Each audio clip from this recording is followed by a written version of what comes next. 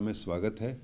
और आप जानते हैं कि हिमाचल में बहुचर्चित क्रिप्टो करेंसी का एक स्कैम हुआ। पहले तो धीरे धीरे खबरें थी, लेकिन इसका एक प्रश्न माननीय श्री होशियार सिंह जी ने विधानसभा में उठाया। उसका जवाब honourable deputy CM Shri Mukesh Agnihotri ji ने दिया और एक एसआईटी गठन का ऐलान किया, to be headed by Abhishek Dullar, जो डीआईजी हमारे नॉर्दर्न रेंज धर्मशाला के हैं। उसमें जो मेंबर्स हमने बनाए उनका सीबीआई और में एक्सपीरियंस या तजुर्बा था, साथ ही साथ उनका साइबर क्राइम्स में तजुर्बा था। इस एसआईटी ने बहुत अच्छा काम किया। एक बड़ा कॉम्प्लेक्स वेब सा था ये क्रिप्टो करेंसी का, और उन्होंने इसको समझा और उसकी वेबसाइट वो क्रैक कर पाए, जिससे ये पता लगा कि 2.5 लाख के करीब आईडीज़ हैं इसमें और 1 लाख के करीब इन्वेस्टर्स हैं। जो पूरी कुल ट्रांजैक्शंस थी वो करीब 2,500 करोड़ की थी, और जो प्रॉफिट जो स्कैमस्टर्स या जो फ्रॉडस्टर्स थे उन्होंने बनाया करीब 500 करोड़ का। इसमें 4 मेन एक्यूज़ थे। एक तो सुभाष शर्मा, जो मई में दुबई गया है, तब से लापता है। दूसरा अभिषेक उन्ना का, ये गिरफ्तार हो चुका। सुखदेव और हेमराज मंडी के, ये दोनों गिरफ्तार हो चुके हैं। उसके बाद हमने जो नेक्स्ट लेवल है, जैसा जब हमने इस वेबसाइट को देखा तो करीब 70 से 80 ऐसे लोग हैं जिन्होंने 2 करोड़ से ज़्यादा प्रॉफिट बनाया है इसमें। आपने देखा इसमें 18 लोग हमने आज तक गिरफ्तार किए हैं, और जो लास्ट गिरफ्तारी हुई वो 8 लोगों की थी, जिसमें 4 पुलिसकर्मी थे। मैं समय समय पर ये कहता जा रहा हूँ कि जो भी इन्वॉल्व होगा, जिसके खिलाफ भी साक्ष्य होगा, उसको हम गिरफ्तार करेंगे। आज दिन तक हमने 12 करोड़ की प्रॉपर्टी फ्रीज़ की है। इसमें हमको जो लीगल टूल जो मदद में आया, एक बर्ड्स एक्ट है, banning of unregulated deposit scheme 2019 का, जिसमें ना तो आप अगर आपके पास लाइसेंस सीबी या रिज़र्व बैंक ऑफ इंडिया से नहीं है, ना तो आप लोगों से पैसा इकट्ठा कर सकते हैं, ना इन्वेस्ट कर सकते हैं। इसमें 10 साल तक की सज़ा का प्रावधान है, जिसके कारण हम इनको अरेस्ट कर पाए और पुलिस कस्टडी में ले पाए। नहीं तो अगर 7 साल से कम सज़ा है तो हम अरेस्ट भी नहीं कर सकते, वो तो वैसे छोड़ने पड़ते हैं। आपकी जानकारी के लिए, जो 8 हमने गिरफ्तारियां अभी की थी हाल में, वो 5 दिन के पुलिस कस्टडी में है और उनका 9 तारीख तक पुलिस कस्टडी है। सुभाष की हाल में, जो सुभाष शर्मा जो दुबई भागा हुआ है, उसकी 3 करोड़ की प्रॉपर्टी हमने फ्रीज़ की है ज़ीरकपुर और मंडी में। 7 लोगों ने हाई कोर्ट में एंटिसिपेटरी बेल लगाई है, 4 ने डेजिग्नेटेड कोर्ट में। मैं इस एक्ट का भी बता दूं, ये बड़ा अच्छा लीगल टूल है। जैसे इसमें जो इन्वेस्टिगेटिंग एजेंसीज ये फ्रीज़ कर सकती है, इसका फिर पार्शियल अटैचमेंट ऑर्डर है जो सेक्रेटरी फाइनेंस हिमाचल सरकार के हैं वो कर सकते हैं, और फाइनल अटैचमेंट ऑर्डर जो डेजिग्नेटेड कोर्ट जो नोटिफाइड है सेशन जज शिमला है। तो इसलिए जितने भी अभियुक्त जिनको हम गिरफ्तार करते हैं वो सेशन जज शिमला साहब के पास लाते हैं, उनको पेश करते हैं। हम अभी बाकी विटनेस और जो मुलजिम हैं उनको एग्जामिन कर रहे हैं, क्योंकि इसमें ये नहीं पता लग रहा कि कौन विटनेस है और कौन एक्यूज्ड है। और जिनकी देनदारी 2 करोड़ से ज़्यादा है, जिन्होंने प्रॉफिट 2 करोड़ से ज़्यादा कमाया है, उनको हम अब गिरफ्तार करेंगे। साथ ही साथ क्योंकि जब ये स्कैम हुआ काफ़ी कंप्लेनें आने लगी, तो हमने अपने पुलिस हेडक्वार्टर में एक हेल्पलाइन स्थापित की।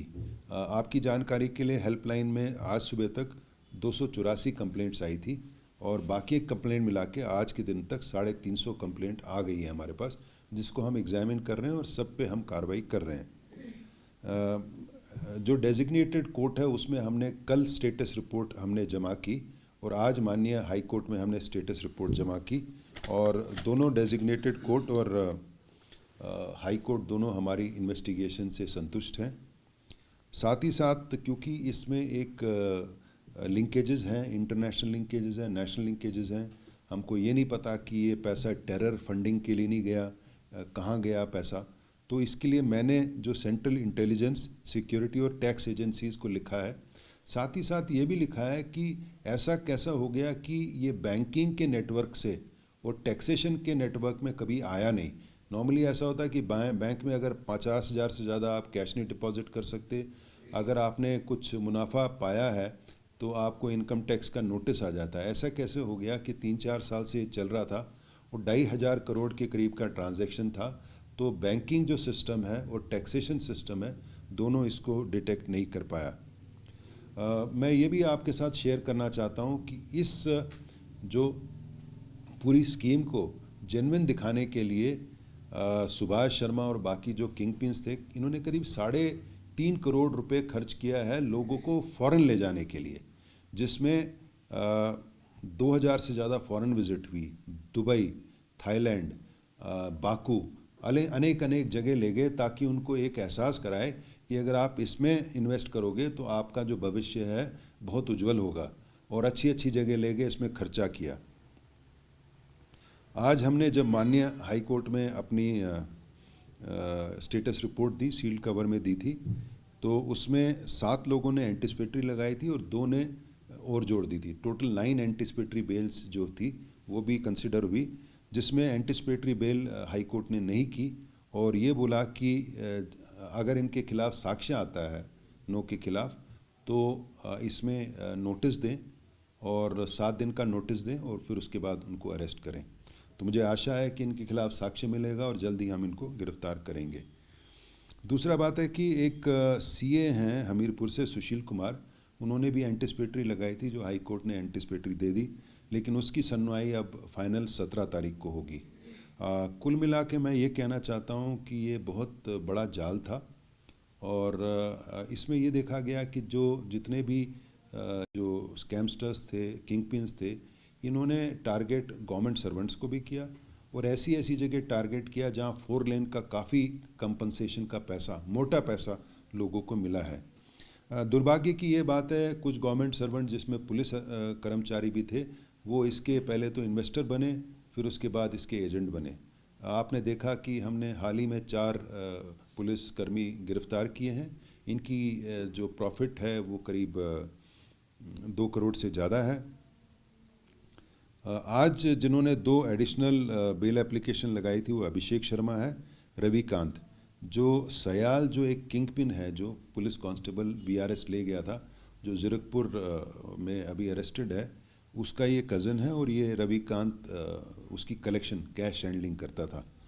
तो मैं आपके माध्यम से ये भरोसा देना चाहता हूँ कि हम जो इन्वेस्टिगेशन कर रहे हैं वो बिल्कुल लाइन पे है। हमने अभी राष्ट्रीय लेवल की जो एजेंसीज है इसकी मदद मांगी है और आशा करते हैं कि वो हमको अब मदद करेंगे। कुल मिला के बहुत बड़ा जाल है, लेकिन मैं श्री अभिषेक दुल्लर जी और इनकी पूरी टीम को बधाई देना चाहता हूँ कि इस जाल को इन्होंने अनर्थ करने में, इसको खोलने में इन्होंने बहुत कामयाबी प्राप्त की। अब ये मैटर ऑफ टाइम है, क्योंकि हमने वेबसाइट इसका डिकोड कर लिया, सारे ट्रांजैक्शंस डिकोड कर लिए, और जैसे जैसे हम ऊपर से चल रहे हैं, जैसे ट्री होता है ऊपर से चल रहे हैं, नीचे जैसे जैसे लोग जिनकी देनदारी ज़्यादा है, जिन्होंने प्रॉफिट ज़्यादा बनाया, उनको हम गिरफ्तार भी करेंगे और उसमें कार्रवाई भी करेंगे।